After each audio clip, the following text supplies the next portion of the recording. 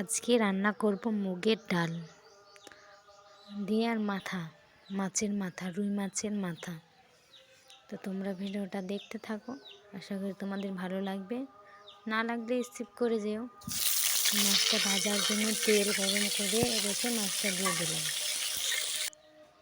তারপরে মাছটাকে একটু ভেঙে ভেঙে না দিলে ভালো লাগবে না। মাছটা এরকম হয়েছে ভেঙে ভেঙে দিয়ে। তারপরে মুগের ডালটা একটু তেল দিয়ে ভাজতে হবে, সেটা ভেজে নিচ্ছি।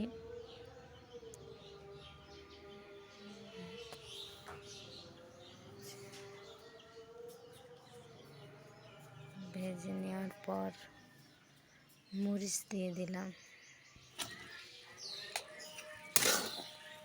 তখন ডালটা প্রায় সিদ্ধ হয়ে এসেছে, একটু ঘুটে পানি দিয়ে দিয়েছি।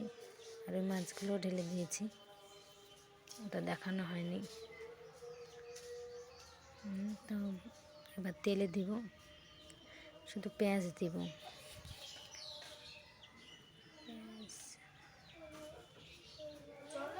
তেলে দিয়ে এখন নামিয়ে নিলাম।